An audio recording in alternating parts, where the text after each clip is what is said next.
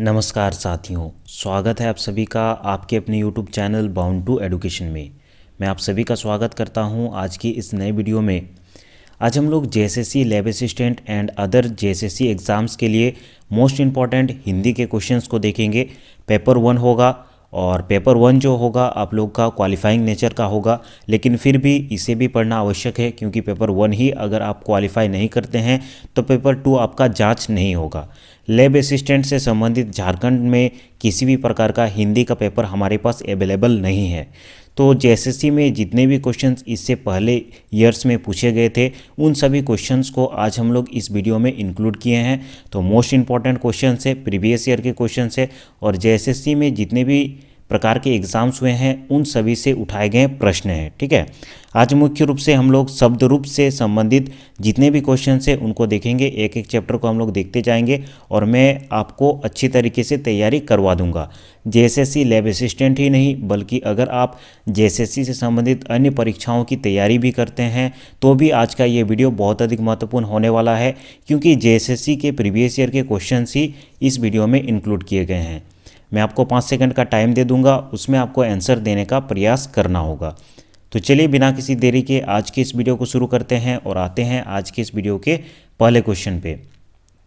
तो आज का पहला क्वेश्चन है, कवि का स्त्रीलिंग शब्द है।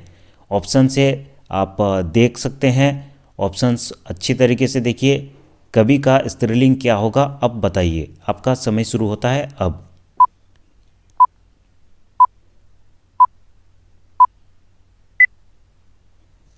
समय समाप्त।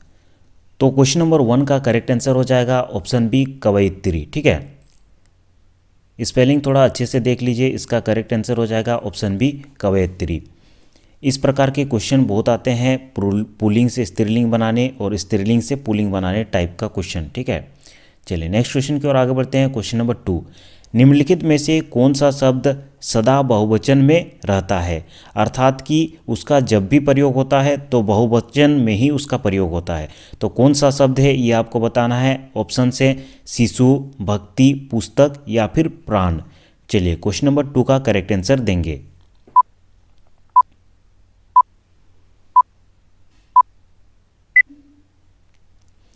तो इस क्वेश्चन का करेक्ट आंसर हो जाएगा ऑप्शन डी, प्राण। ठीक है, प्राण शब्द का उपयोग जब भी होता है उसका उपयोग बहुवचन में ही होता है हमेशा। ठीक है, उसका एक वचन में उपयोग नहीं होता है, तो इसे याद रखेंगे, इंपॉर्टेंट क्वेश्चन है। चलिए नेक्स्ट क्वेश्चन की ओर आगे बढ़ते हैं। क्वेश्चन नंबर 3, निम्नलिखित में से कौन सा शब्द पुल्लिंग है। 4 ऑप्शंस दिए गए हैं जिसमें आपको बताना है कि कौन सा शब्द पुल्लिंग होगा। आई, व्यय, नहर या फिर लहर। चलिए इस क्वेश्चन का करेक्ट आंसर देंगे।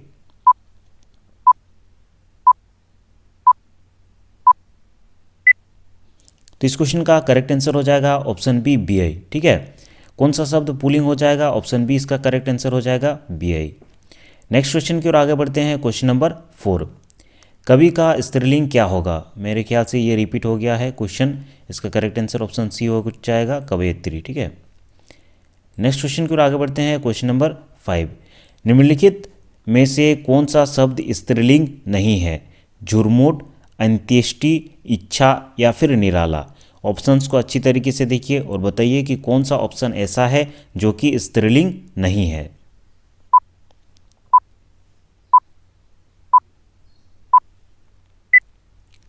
तो इस क्वेश्चन का करेक्ट आंसर हो जाएगा ऑप्शन डी, निराला। निराला जो शब्द होता है ये स्त्रीलिंग शब्द नहीं है। बाकी तीनों अगर आप ऑप्शंस को देखते हैं जैसे कि झुरमुट, अंत्येष्टि, इच्छा, ये तीनों ही शब्द स्त्रीलिंग शब्द है, लेकिन निराला जो है ये स्त्रीलिंग शब्द नहीं है। इसका करेक्ट आंसर हो जाएगा ऑप्शन डी। नेक्स्ट क्वेश्चन की ओर आगे बढ़ते हैं। क्वेश्चन नंबर 6, निम्नलिखित में से पुल्लिंग शब्द है सरसों, मकई, सारस या फिर मूंग। चलिए इस क्वेश्चन का करेक्ट आंसर देंगे।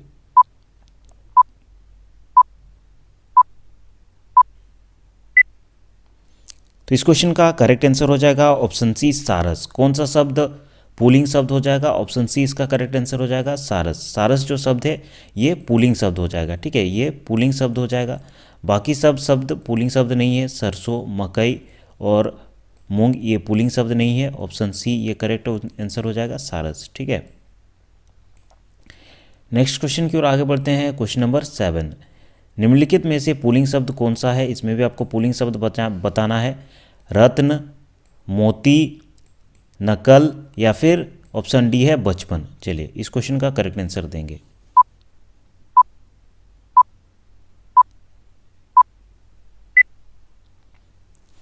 तो इस क्वेश्चन का करेक्ट आंसर हो जाएगा ऑप्शन सी नकल। नकल शब्द क्या हो जाएगा? पुल्लिंग शब्द हो जाएगा। ऑप्शन सी इसका करेक्ट आंसर हो जाएगा। ठीक है, नेक्स्ट क्वेश्चन की ओर आगे बढ़ते हैं। क्वेश्चन नंबर 8, निम्नलिखित शब्दों में किस एक का लिंग परिवर्तन हिंदी भाषा में प्रचलित नहीं है? चाचा, बहन, कोयल या फिर भैंसा। निम्नलिखित में से आपको 4 ऑप्शन दिए गए हैं जिसमें आपको बताना है कौन सा ऐसा एक वर्ड है जिसका लिंग परिवर्तन प्रचलित नहीं है, हम लोग हिंदी में उनका उपयोग नहीं करते हैं। क्वेश्चन नंबर 8 का आंसर देंगे।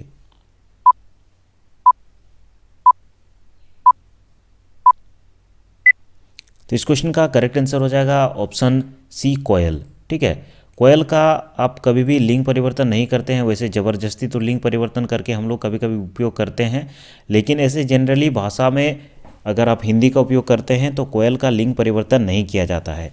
वहीं अन्य ऑप्शंस जैसे कि चाचा का चाची हो जाता है, बहन का भाई हो जाता है, भैंसा का भैंस हो जाता है। ठीक है, इन सब का लिंग परिवर्तन हम लोग करते हैं, लेकिन कोयल का लिंग परिवर्तन नहीं किया जाता है। ऑप्शन सी इसका करेक्ट आंसर होगा। आगे बढ़ते हैं क्वेश्चन नंबर 9 की ओर। क्वेश्चन नंबर 9 है, निम्नलिखित शब्दों में कौन स्त्रीलिंग नहीं है? 4 ऑप्शंस दिए गए हैं, आपको बताना है कि कौन सा शब्द ऐसा है जो कि स्त्रीलिंग नहीं है। रोटी, पूड़ी, पानी या फिर नदी।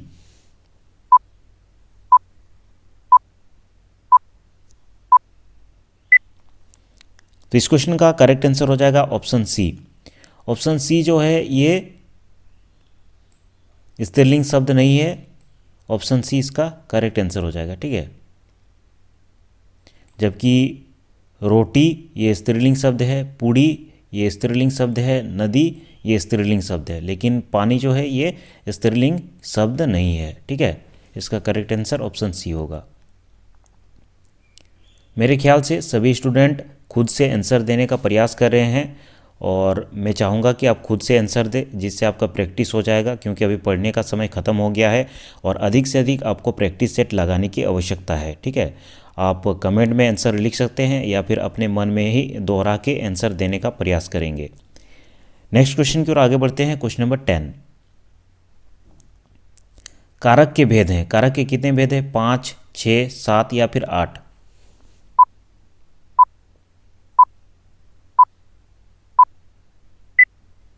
तो कारक के कितने भेद होते हैं? 8 भेद होते हैं। ऑप्शन डी इसका करेक्ट आंसर होगा। आगे बढ़ते हैं नेक्स्ट क्वेश्चन की ओर। निम्नलिखित में से कौन सा शब्द स्त्रीलिंग नहीं है?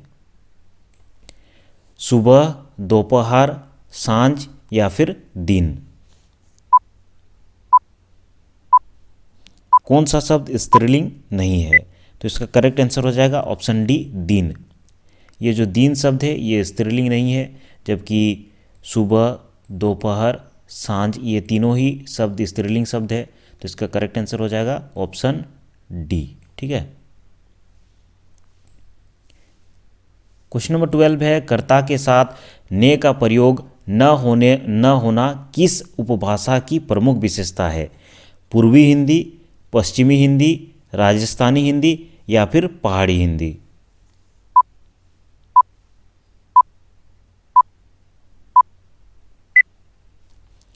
अर्थात कि ऐसी कौन सी उपभाषा है हिंदी की जिसमें कर्ता के साथ ने का प्रयोग नहीं होता है? तो इसका करेक्ट आंसर हो जाएगा ऑप्शन ए पूर्वी हिंदी। पूर्वी हिंदी में कर्ता के साथ ने का प्रयोग नहीं होता है। इसका करेक्ट आंसर हो जाएगा ऑप्शन ए। ठीक है, आगे बढ़ते हैं नेक्स्ट क्वेश्चन की ओर। क्वेश्चन नंबर 14 है, ऋषि का स्त्रीलिंग क्या होगा?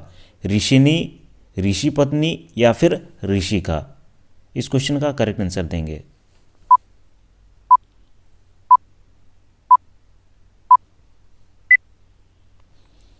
तो ये बहुत अधिक इंपॉर्टेंट क्वेश्चन है। ऋषि का जो स्त्रीलिंग होता है वो ऋषि ही होता है।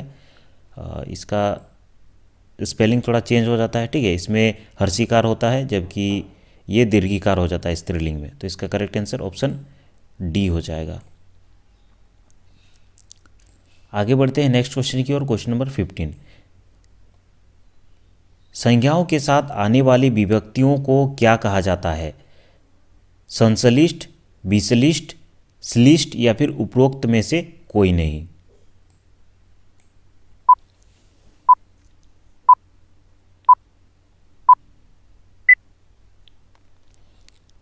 तो इस क्वेश्चन का करेक्ट आंसर हो जाएगा ऑप्शन बी, विश्लिष्ट। ठीक है, संज्ञाओं के साथ आने वाले शब्दों को क्या कहा जाता है? विश्लिष्ट, ऑप्शन बी। आगे बढ़ते हैं क्वेश्चन नंबर 16, हिंदी भाषा में वचन कितने प्रकार के होते हैं? 3, 2, 4 या फिर 5?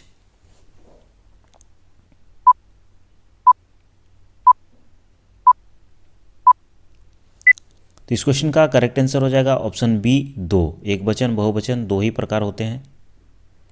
आगे बढ़ते हैं नेक्स्ट क्वेश्चन की ओर। लिंग की दृष्टि में दही क्या है? स्त्रीलिंग है, पुल्लिंग है, नपुंसक लिंग है या फिर उभयलिंग है? Question number 17।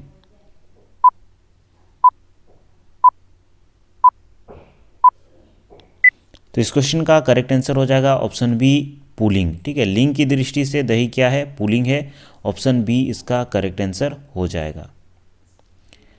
आगे बढ़ते हैं क्वेश्चन नंबर 18 की ओर। निम्नलिखित में से कौन सा स्त्रीलिंग है? उत्साह, चक्रव्यूह, मृत्यु या फिर संकल्प?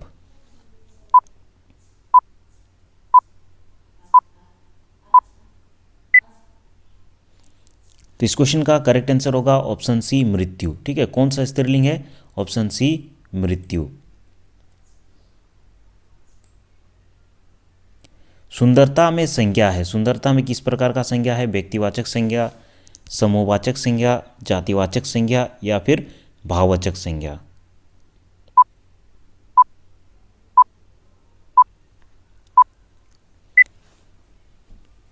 तो इस क्वेश्चन का करेक्ट आंसर होगा ऑप्शन डी, भाववाचक संज्ञा।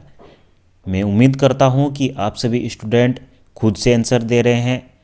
जितना अधिक प्रैक्टिस कीजिएगा उतना अधिक अच्छा है, और आपका जो एग्ज़ाम होने वाला है वो लगभग 20-25 दिन में होने वाला है, तो ज़्यादा समय नहीं है, अधिक से अधिक प्रैक्टिस कीजिए। ठीक है, जितना अधिक आप पढ़ सकते हैं पढ़िए।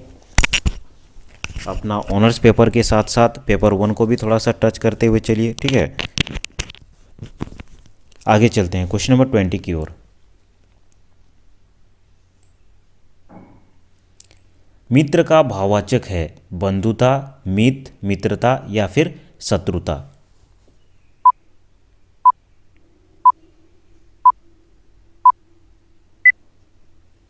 तो इस क्वेश्चन का करेक्ट आंसर हो जाएगा ऑप्शन सी, मित्रता। ठीक है, मित्र का भाववाचक क्या है? मित्रता, ऑप्शन सी। सो है प्रश्नवाचक, निश्चयवाचक, संबंधवाचक या फिर कोई नहीं? Question number 21।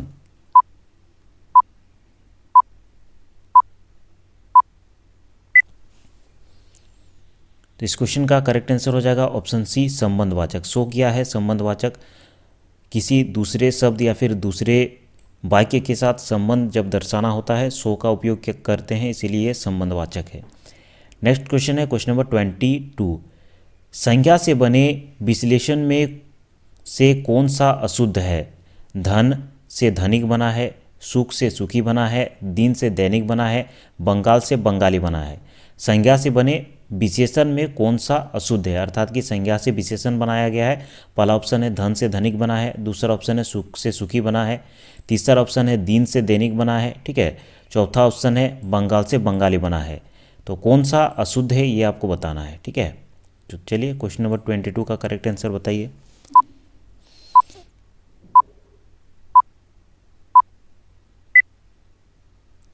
तो इस क्वेश्चन का करेक्ट आंसर हो जाएगा ऑप्शन ए, धन से धनिक। ठीक है, धन से धनिक नहीं होता, ये अशुद्ध है। ऑप्शन ए इसका करेक्ट आंसर हो जाएगा क्वेश्चन नंबर 22 का। आगे बढ़ते हैं क्वेश्चन नंबर 23। अरे जरा इधर तो आ में से कौन सा अव्यय है?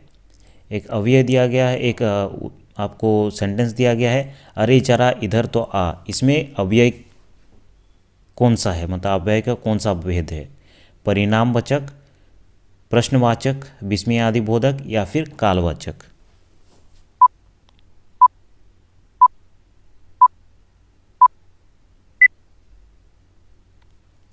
तो इस क्वेश्चन का करेक्ट आंसर हो जाएगा ऑप्शन सी विस्मय आदि बोधक। ठीक है, ऐसे शब्द जहाँ पे रहते हैं जैसे कि अरे, है, ये सब शब्द विस्मय आदि बोधक में आता है। इसका करेक्ट आंसर ऑप्शन सी होगा। क्वेश्चन नंबर 24 है, कौन सा स्त्रीलिंग है? मित्र, सूचना, अध्याय या फिर उपहार?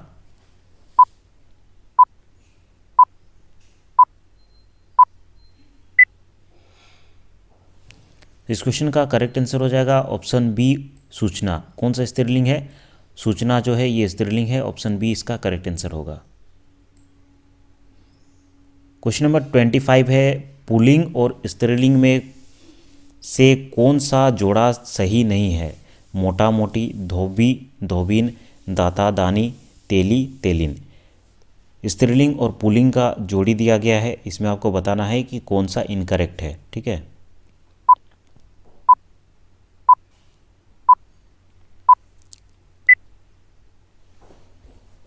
तो इस क्वेश्चन का करेक्ट आंसर हो जाएगा ऑप्शन सी, दाता दानी। ये इनकरेक्ट हो जाएगा, जबकि अन्य 3 ऑप्शन जैसे कि मोटा मोटी ये भी सही है, धोबा धोबिन ये भी सही है, तेली तेलिन ये भी सही है।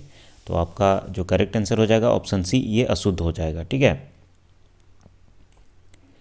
तो आज के इस वीडियो में इतना ही। अगर इसी प्रकार झारखंड से संबंधित विभिन्न प्रकार के वीडियोस को आप देखना चाहते हैं तो बाउंड टू एडुकेशन चैनल को विजिट कर सकते हैं। वहाँ पे अलग अलग कैटेगरी के वीडियोस के लिए अलग अलग प्लेलिस्ट बना हुआ है, आपको ढूंढने में परेशानी नहीं होगा।